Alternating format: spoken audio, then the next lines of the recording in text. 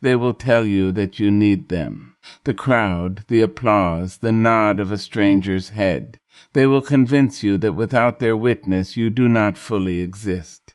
I know this lie. I have worn it like a second skin. But I want to tell you something today. Something I learned not in the halls of great universities, not whispered to me by the famous or the powerful. I learned it in the quiet, in the terrifying, magnificent quiet of being alone with myself. There is a difference, oh, a world of difference, between loneliness and solitude. Loneliness is a hunger that looks outward. Solitude is a homecoming. It is the moment you stop knocking on other people's doors, asking to borrow a sense of worth, and you walk back, slowly, bravely, sometimes trembling, to the house that was always yours. There is a word we have been taught to fear since childhood, a word that makes grown people shrink, makes strong people confess weakness, makes the bravest among us reach desperately for their phones at 2 a.m. Just to feel the warmth of another human presence. That word is alone. We were handed this fear early. Perhaps it came wrapped in the voice of a mother who said, "Go outside, go play, be with people." Perhaps it came from school halls, where the worst punishment was not the teacher's scolding but the empty lunch table, the absence of someone sitting beside you. We learned, before we learned almost anything else, that to be alone was to be rejected, that solitude was simply loneliness wearing a polite disguise. But I want to challenge that teaching today. I want to pull it up by its roots and examine what is actually underneath. Loneliness and solitude are not the same country. They do not even share a border. Loneliness is a condition of the spirit that has been taught to look outside itself for proof that it matters. It is the ache you feel in a crowded room when nobody has called your name. It is sitting at a dinner table surrounded by laughter and feeling invisible, unreachable like glass that everyone looks through but nobody ever truly sees. Loneliness is not about the absence of people. You can be profoundly, devastatingly lonely in a marriage, in a family, in a city of 10 million souls, all pressed together breathing the same air. Loneliness is what happens when you have abandoned yourself so completely in search of connection that you no longer know who is sitting alone inside your own chest. Solitude is something else entirely. Solitude is a choice that only the courageous can truly make. It is not running away from people. It is not bitterness dressed up as independence. It is not the cold wall a wounded person builds after one too many disappointments. Real solitude is a turning inward that requires enormous bravery, because what waits for you on the inside, when the noise of the world finally goes quiet, is the full, unfiltered truth of who you are. And most people are more afraid of that truth than they are of anything the outside world could throw at them. Think about how carefully we fill our hours. We stack our days with conversations, obligations, notifications, the endless scroll of other people's lives broadcast at us in bright little squares. We say we are busy. We say we are connected. But what we are, so many of us, is successfully distracted. We have built elaborate systems to ensure we never have to sit in a room with ourselves for too long, never have to hear what our own soul is trying to say beneath all that noise, because here is what nobody tells you about silence. It is not empty. When you stop filling every moment with the presence and opinions and needs of others, something begins to rise. It rises slowly at first like water finding its level. It is your own voice, your actual preferences, not the ones you adopted to make someone else comfortable. Your genuine grief, not the sanitized version you perform for people who cannot handle the real weight of your sorrow. Your real joy, not the joy you broadcast for approval, but the quiet, private joy that asks nothing of anyone and needs no audience to be completely real. That voice has always been there. You have simply been drowning it out. Solitude is the practice of returning to that voice regularly, faithfully, the way you would return to a person you love. It is sitting with yourself long enough that you stop being a stranger to your own inner life. It is learning that your own company is not a consolation prize you accept when no one better is available, but a relationship worth cultivating, worth protecting, worth choosing deliberately even when other options exist. The person who has made peace with their own solitude carries something that no crowd can give and no rejection can take away. They carry themselves. There is a transaction happening inside most of us that we have never stopped to examine. It runs quietly in the background of our daily lives, so familiar, so habitual, that we mistake it for simply being human. But it is costing us something far greater than we realize.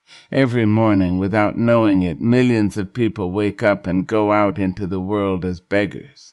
Not beggars for money or shelter or bread, but beggars for something far more intimate. They are begging to be told that they are enough. A compliment lands and suddenly the day feels survivable. A like on a photograph and something in the chest loosens, relaxes, breathes easier. A person whose opinion we have elevated above our own nods in our direction, and we stand a little taller, walk a little lighter, feel briefly, beautifully certain of our own worth. And we call this confidence. We dress it up and parade it around as self-assurance. But what it actually is, stripped of all its disguises, is borrowed confidence. And everything borrowed must eventually be returned. This is the part nobody warns you about. When the compliment stops coming, when the messages grow quiet, when the person whose approval you built your entire emotional architecture around suddenly withdraws or disappears or simply turns their attention elsewhere, the structure collapses. Not gradually. Not with warning. It collapses the way a building collapses when its foundation was never real to begin with. Suddenly, overnight, without anyone laying a hand on you, you are rubble. And you cannot understand why you feel so destroyed by something that was never a physical wound. Because the wound was always on the inside, in the place where your own sense of self was supposed to live, but never actually took root. We have to be honest about how this begins. It begins in innocence.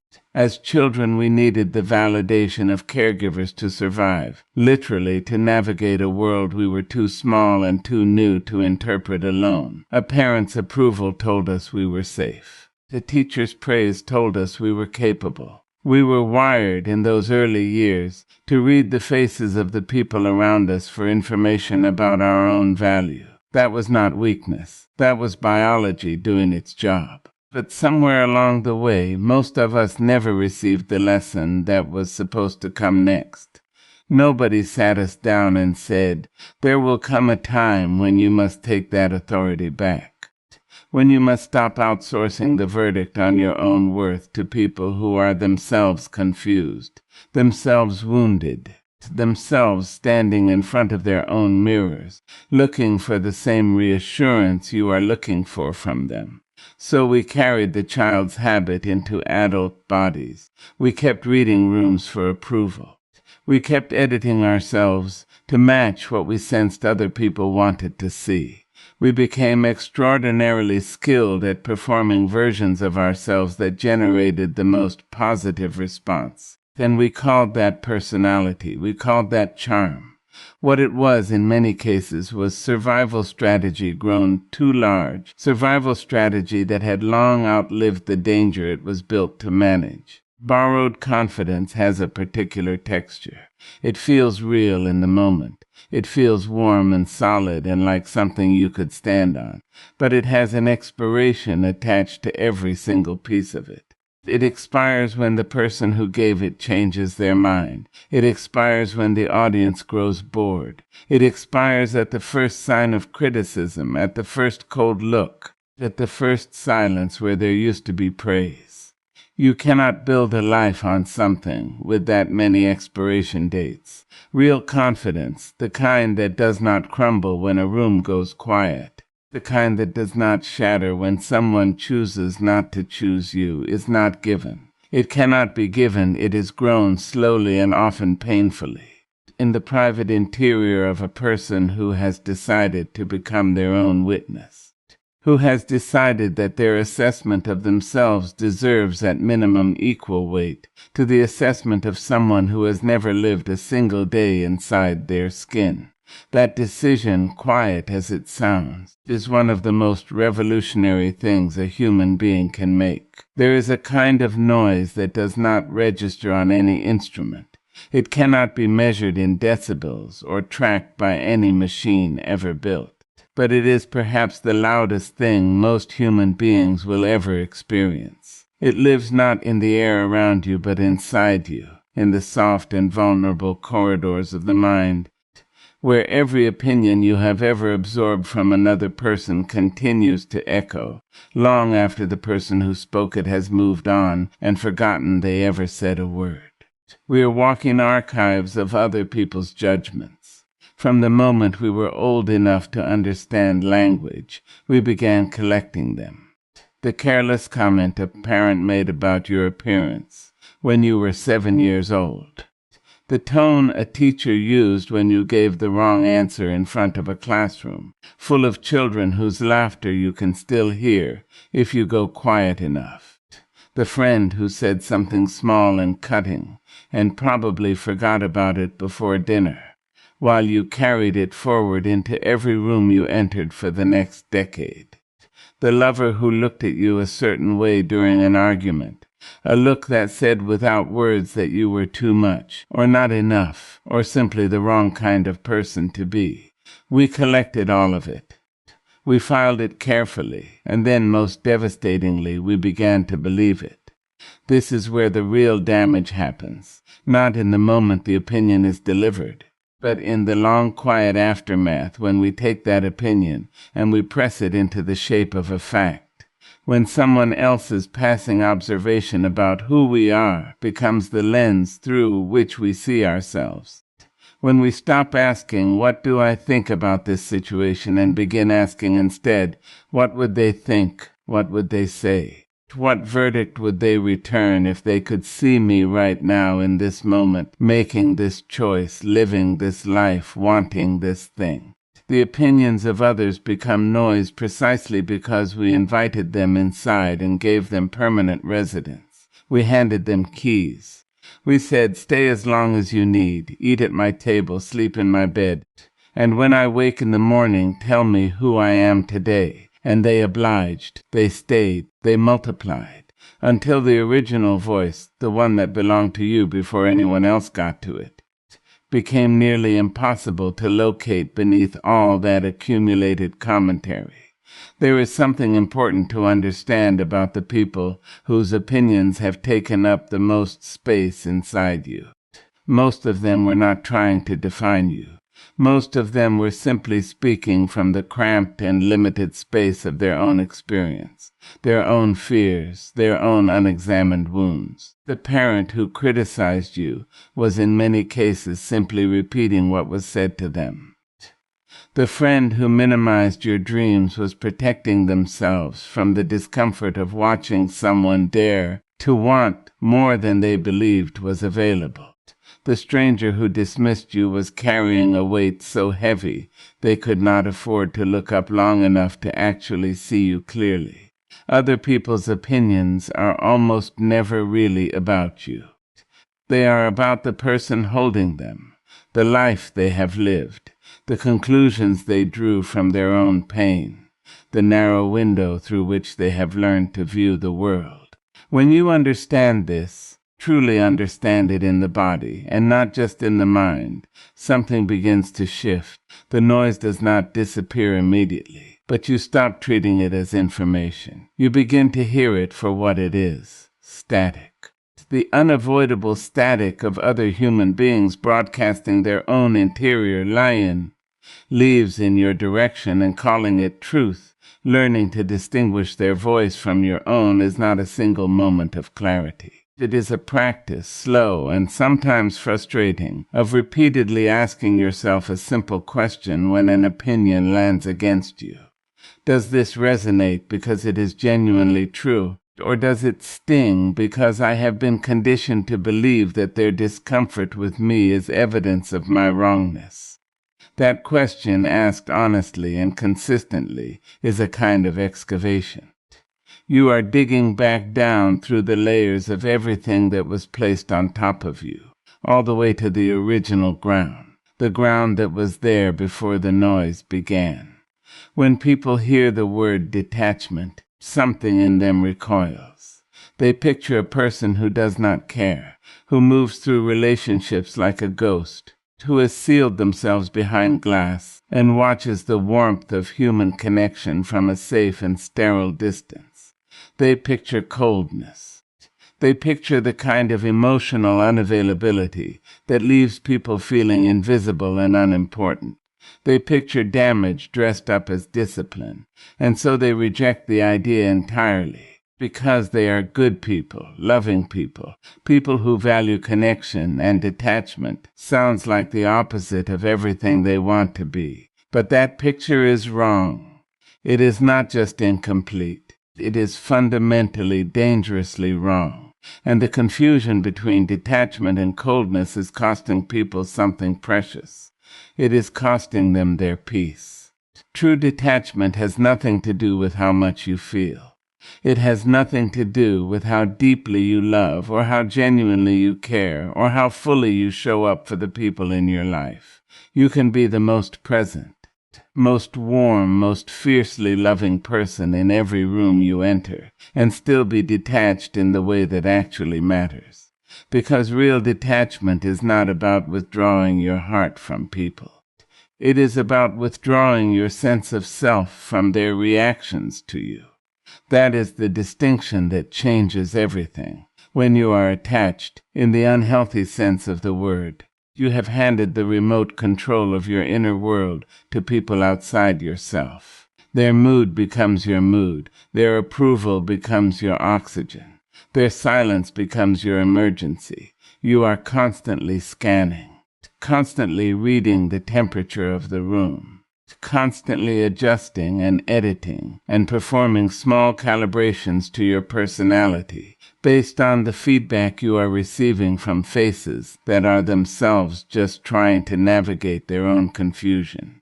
You are not living your life. You are managing other people's perception of your life, which is an exhausting and ultimately impossible job. Detachment is the practice of taking that remote control back. It does not mean you stop noticing when someone is cold toward you. It does not mean you train yourself not to feel the sting of criticism or the ache of being misunderstood. You are human. You will feel those things. Detachment is not the absence of feeling. It is the refusal to let those feelings rewrite your fundamental understanding of your own worth. It is the ability to hold the experience, to acknowledge it fully, and then to set it down without letting it restructure your entire interior world. Think about what it costs you to be attached to other people's opinions. Think about the decisions you have not made because you were afraid of what someone would say. The creative work you kept private because you could not bear the possibility of someone finding it inadequate. The relationship you stayed in past its natural end because the thought of someone thinking badly of you for leaving was more unbearable than the reality of staying. The version of yourself you have been quietly suppressing for years because somewhere along the way you received the message that this particular version made other people uncomfortable. Detachment to validation does not just steal your peace. It steals your choices. It steals the life you would have built if you had been building it for yourself instead of for an audience. Clarity is what detachment actually gives you. When you are no longer filtering every decision through the question of how it will be received, you begin to see your own life with a kind of precision that was simply not available to you before. You begin to understand what you actually want, separate from what you were taught to want, separate from what earns the most approval. You begin to make choices that are genuinely yours, choices that reflect the truth of who you are rather than the performance of who you believed you needed to be. And here is what becomes clear once you practice this long enough. You can love people deeply and still not need their approval to function. You can care about someone's feelings without making their feelings the governing force of your existence. You can be kind, warm, present, generous, and fully in relationship with another human being while simultaneously being completely, unshakably grounded in your own sense of self. That is not coldness. That is the most liberated form of love there is. There is a question that waits for every person who begins the work of detaching from outside validation. It rises quietly at first, almost politely, but it grows more insistent the further you travel from the noise of other people's opinions. The question is this: if I am no longer using the reactions of others to navigate my life, what do I use instead? If their approval is no longer my compass, where exactly is north? It is a fair question. It is an honest question, and it deserves a serious answer. Because the freedom from other people's validation is only genuinely liberating if you have something real to replace it with. Otherwise, it is not freedom at all. It is just a different kind of lostness. Quieter, perhaps, but just as disorienting. The inner compass is not something you are given. It is not something you stumble upon one afternoon in a moment of sudden inspiration. It is something you build, slowly and deliberately, the way a craftsman builds something meant to last, with patience and attention and a willingness to start over when what you have constructed turns out to be someone else's blueprint wearing your name. Most of us arrive at adulthood carrying a compass that was assembled by other hands. The values we hold were largely handed to us before we were old enough to evaluate them. The definition of success we are chasing was written by a culture, a family, a religion, a social circle, before we had the language or the experience to ask whether it actually reflected anything true about who we are. The idea of what a good life looks like, what a worthy person looks like, what we should want and fear and pursue and avoid, most of that was installed in us the way software is installed in a machine, quietly, completely, without our conscious participation. And for years, possibly decades, we ran on that installed programming and called it our own personality.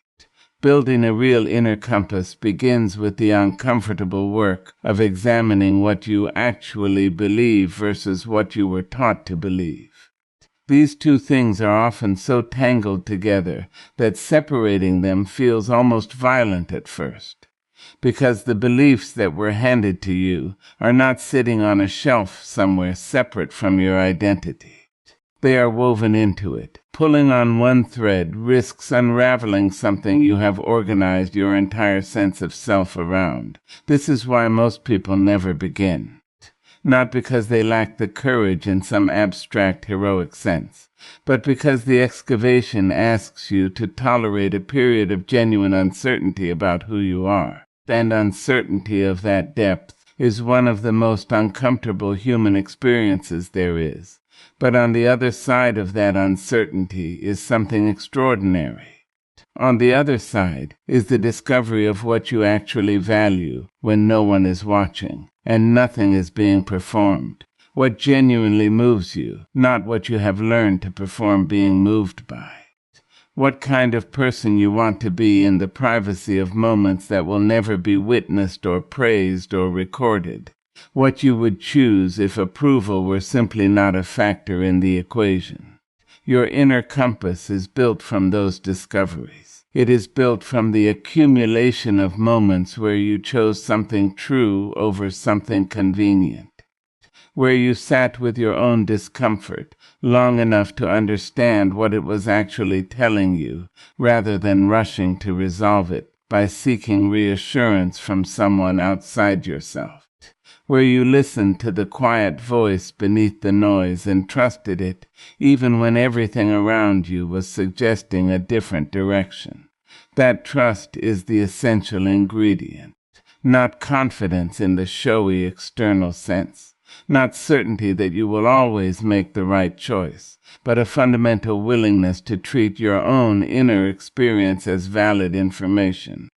To believe that what you feel and perceive and understand about your own life carries weight, that your instincts, however long they have been ignored or overridden, are worth consulting, that the person who has lived inside your particular life, inside your particular body, inside your particular history of joy and grief and confusion and discovery, knows something worth knowing.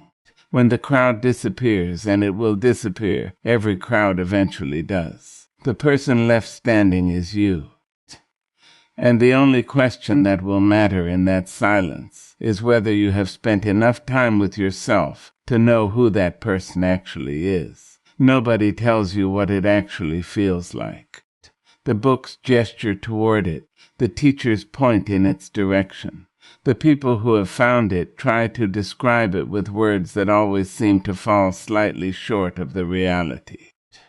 Because the freedom that lives on the other side of releasing other people's validation is not what most people imagine when they're still standing on the other side of the door, working up the courage to walk through it. From the outside, it looks like indifference. It looks like not caring. It looks to people who have not yet experienced it like a kind of emotional poverty, like something important has been switched off inside a person. The ones who are still deep in the hunger for approval will sometimes call it arrogance. They will say that person thinks they are better than everyone. They will say they have become cold, distant, unreachable. What they are actually seeing, though they do not yet have the language for it, is someone who has simply stopped needing something that most of the people around them are still desperately trying to obtain. And that unfamiliarity reads as strangeness. It reads as threat, but from the inside, it feels like nothing so much as breathing, real breathing. The kind you did not know you were not doing until suddenly your lungs filled all the way and you understood for the first time what full capacity actually felt like. There is a lightness that comes, not the artificial lightness of a good day or a received compliment or a moment when the world happens to be smiling in your direction, but a structural lightness. A lightness built into the foundation of how you move through your days. You wake up and the first thought is not, what do I have to manage today? Whose feelings do I need to anticipate?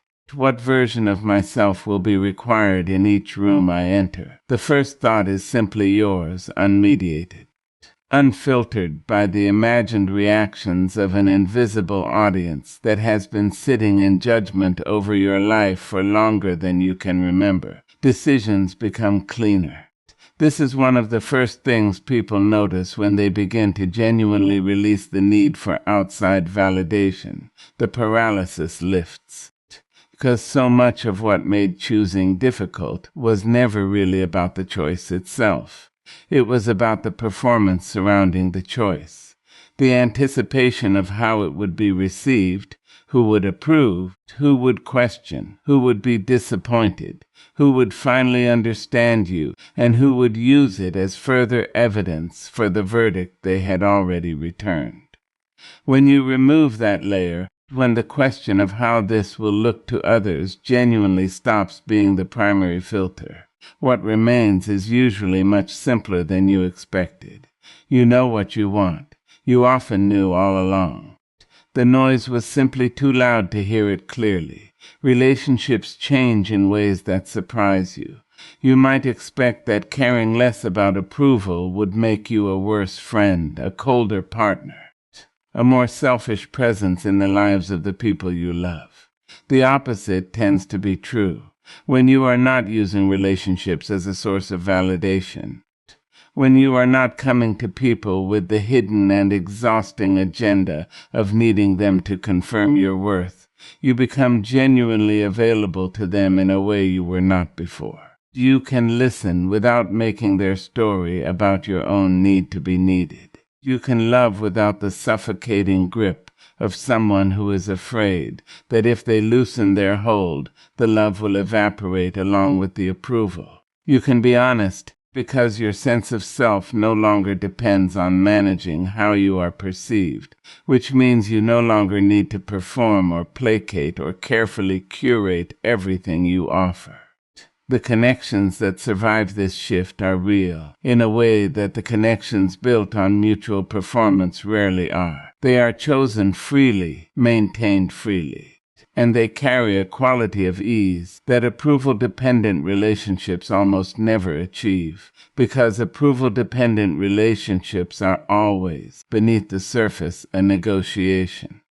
There is also something that happens to your relationship with failure when you stop performing for an audience. Failure loses the majority of its terror, not because it stops hurting, but because the thing that made it most devastating was never really the failure itself. It was the imagined audience watching you fail, the faces you constructed in your mind, the disappointment you projected onto them, the story you told yourself about what your failure would confirm in their estimation of you. Remove the audience and failure becomes something navigable. It becomes information rather than verdict. It becomes a thing that happened on the way to somewhere else, rather than a permanent and public declaration of your inadequacy. You begin to take up space differently. Not aggressively, not at the expense of others, but fully. You stop apologizing for your preferences. You stop making yourself smaller in rooms where you sense your full size might make someone uncomfortable. You stop editing your enthusiasm, dimming your joy, tempering your grief to a level that will not inconvenience the people around you. You exist at your actual volume, and the relief of that, the sheer physical relief of no longer having to monitor and adjust and compress yourself continuously, is something that has to be experienced to be understood. This is what is waiting. Not a life without difficulty, not a permanent state of serene untouchability, not the absence of longing for connection or the end of caring what happens in the world around you, but a life that is genuinely, structurally, finally yours. Built from your own choices, navigated by your own compass, measured by your own standards. Lived in your own voice without the constant, exhausting labor of translation into a language designed to make other people comfortable with who you are.